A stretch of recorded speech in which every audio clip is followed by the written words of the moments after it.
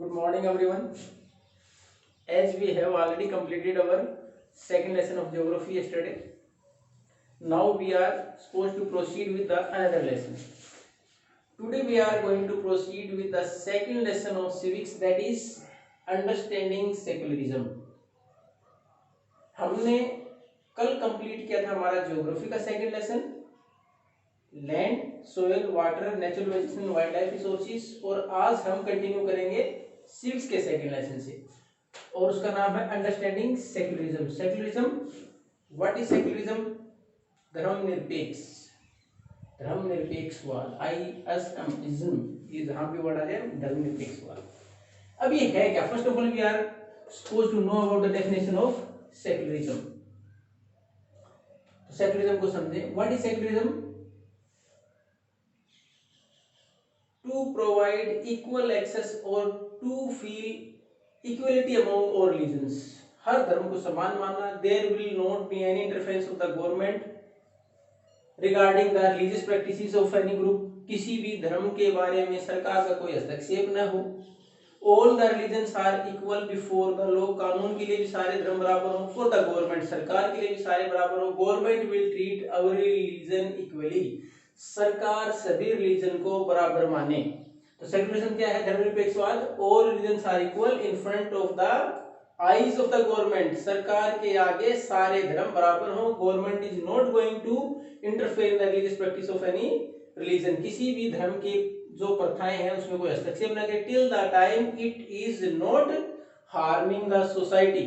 जब तक कि समाज को उससे कोई नुकसान नहीं होता हो. अगर कोई लीगल प्रैक्टिस है और उसके नाम पर फ्रीडम ऑफ इंडिविजुअल अगर हैम्पर होती है, then only government can interfere. Otherwise government should not interfere in the religious matter of any group till the time they are not harming the society और any other individual. जब तक किसी दूसरे व्यक्ति को या समाज को नुकसान नहीं पहुंचता हो, तो प्रत्येक व्यक्ति को स्वतंत्रता हो अपना धर्म अपनाने की. यह है सेक्युलरिज्म.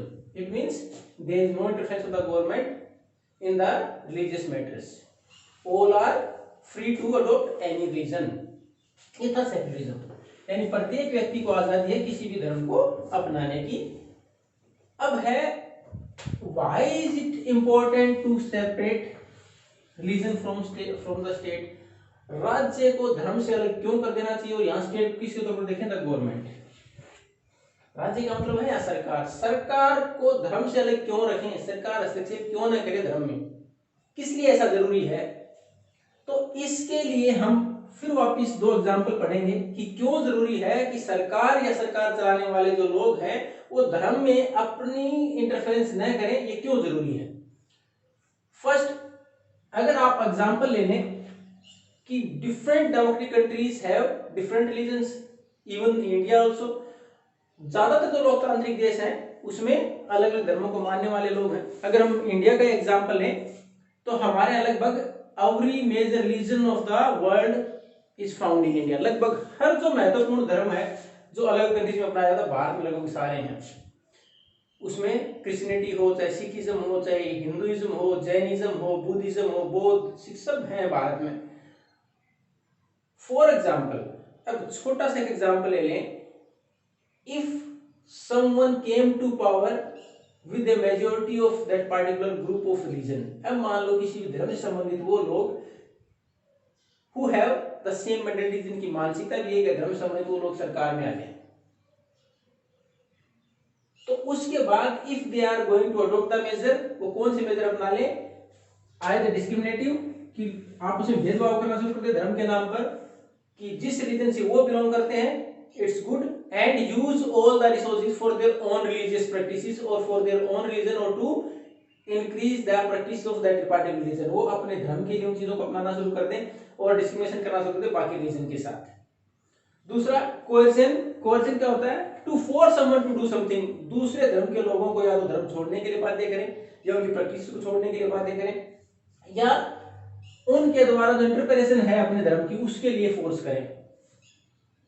तो हमें क्यों जरूरत है सरकार को धर्म से अलग रखने की? क्योंकि अगर हमारे यहाँ चुनी हुई सरकार में वो लोग सरकार में आ जाएं जो किसी पार्टिकुलर रिलीजन के लिए प्रति ज्यादा डिवोट हों और उस धर्म के अनुसार ही सरकार चलाना शुरू कर दें, all the resources they are going to use for their और अपने लिए इस्तेमाल करने लग जाए या फिर पार्टिकुलर रिलीजन के लिए इस्तेमाल करने लग जाए। इसका एक एग्जांपल आप अगर 1956 का एक एग्जांपल देखेंगे तो ये हुआ श्रीलंका में।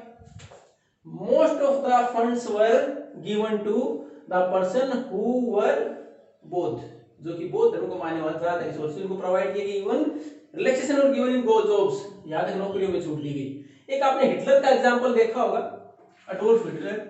उसमें आपने देखा था कि उसने जो ज्यूज थे, यहां तक कि उनको पहले भेदभाव नहीं, उनको मार कर दिया गया। A large massacre was there on the basis of religion, धर्म के नाम पर लोगों को मारा गया। तो अगर सरकार का धर्म में इंटरफेरेंस रहेगा, सरकार अपने अनुसार इंटरप्रेट करेगी, तो ये भेदभाव भी होगा, उनको फोर्स भी किया जाएगा कि उस धर्म की प्रैक्टिसेस को रोकने के लिए। तो पहला तो रीजन है कि डेमोक्रेटिक कंट्री में प्रत्येक व्यक्ति बराबर है, सबको बराबर का अधिकार मिले, तो उसके लिए जरूरी है कि सरकार का हस्तक्षेप धर्म में ना हो। फिर उसके साथ दूसरा है कि हमारा फ्रीडम ऑफ इंडिविजुअल, एक ही धर्म में हो सकता है भेदभाव और कोई व्यक्ति उसके खिलाफ आवाज उठाना चाहे।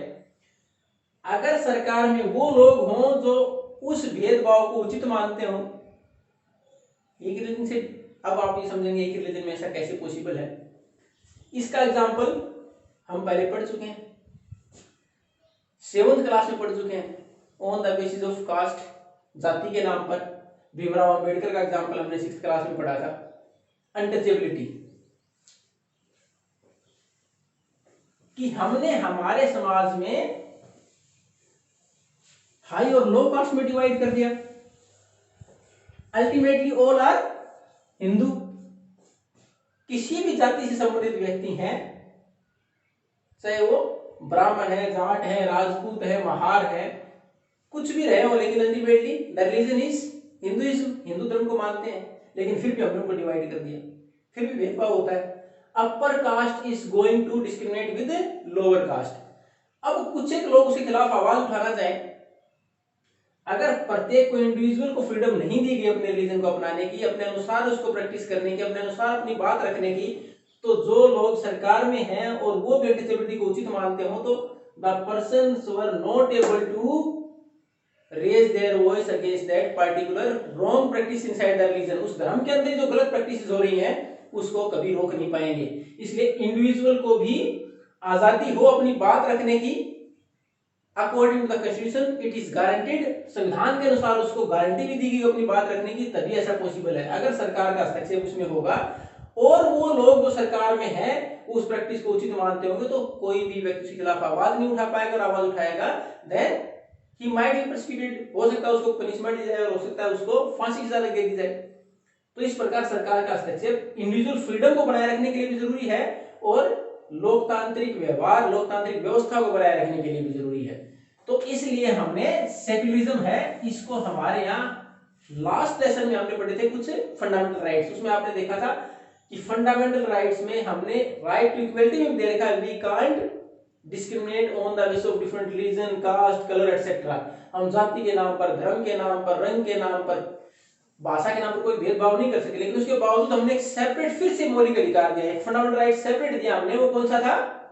वो सेपरेट फंडामेंटल राइट था right to freedom of religion, की धर्म की स्वतंत्रता का अधिकार। वो इसीलिए दिया गया कि किसी भी व्यक्ति को हु इज इन माइनॉरिटी, जो कि अल्पसंख्यक है, जिनकी संख्या कम है देश में, उनके साथ धर्म के नाम पर कोई भेदभाव ना हो सकता है कोई पार्टिकुलर मेजोरिटी में आ जाए और वो मेजोरिटी में आने के बाद इस प्रकार के मेजर्स अपनाए, रिसोर्सेज को अपने लिए इस्तेमाल कर दे, फंड्स को, इकोनॉमिक जो मेजर्स उनको अपने लिए इस्तेमाल करना शुरू कर दे, उसको रोकने के लिए सरकार का धर्म से अलग होना बहुत जरूरी है।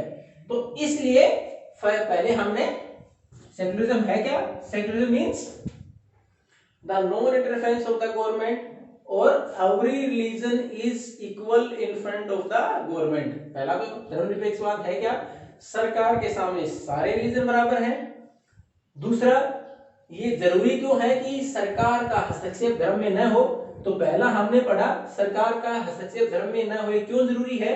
पहला तो क्योंकि ज्यादातर जो डेमोक्रेटिक कंट्री है उसमें हर धर्म के लोग रहते हैं, ज्यादातर धर्म के लोग रहते हैं। इफ और सारे all the religion can't be in majority, सारे धर्म तो मेजॉरिटी में हो नहीं सकते। देयर माइट बी वन और टू रिलीजन्स इक्वल और there might be one religion is in majority like in India. Hindus are in majority, तो कोई न कोई पार्टिकुलर रीजन मेजोरिटी में होगा। अब जैसे वो रीजन मेजोरिटी में होगा, हो सकता है गवर्नमेंट इज मेड अकॉर्डिंगली, सरकार उसके अनुसार बने, मेजोरिटी कंप्लीट मेजोरिटी के साथ बन जाए, और वो सरकार if the government is going to use all the funds or the resources of the government for a particular religion, अगर उस धर्म के लिए अपनाने लग जाए, तो the minority section of the society, the minority religious group of the society will feel alienated, उसको लगेगा कि हम उस देश का हिस्सा ही नहीं है, और it can create the social dispute, समाज के अंदर विवाद की स्थिति पैदा हो सकती है। तो इसलिए धर्म को सरकार से अलग रखा गया कि सरकार के लोग उसमें हस्तक्षेप न करें। संविधान में साफ साफ लिखा है all religions are equal and they must be treated equally by the government. दूसरा कारण क्या है कि सरकार को अलग क्यों रखें? दूसरा कारण हमने पढ़ा कि इंडिविजुअल की बात करें, ये तो था ग्रुप के बारे में, पार्टिकुलर रिलीजन माइनॉरिटी में, लेकिन एक ही धर्म में अगर धर्म के अंदर ही भेदभाव होता हो और इंडिविजुअल फ्रीडम, प्रत्येक व्यक्ति की आजादी को बनाए रखने के लिए ऐसा जरूरी है, वो एग्जाम्पल हमने पढ़ा हिंदू धर्म का ही। हिंदू धर्म में we have divided different caste, हमने अपने आप को अलग अलग जातियों में डिवाइड कर दिया, तो उसमें हमने जो कॉन्सेप्ट था वो क्या था, अपर और लोअर कास्ट में डिवाइड किया। Some caste are considered as upper and some are lower caste and those are considered untouchables, कुछ लोअर कास्ट उनको अनटचेबल माना गया, उनके साथ भेदभाव किया गया। If someone is going to raise the voice, अगर कोई उसके खिलाफ आवाज उठाए, this practice is wrong, it would not be possible if the person who feel it good in the government, अगर वो लोग जो सरकार में हैं वो इसको उचित मानेंगे तो पॉसिबल नहीं होगा वॉइस रेज करना। Now in the next class we are going to consider the different points how is secularism practiced in India। अगली क्लास में हम पढ़ेंगे कि हमारे सेकुलरिज्म को हमारे भारत में किस प्रकार अपनाया गया।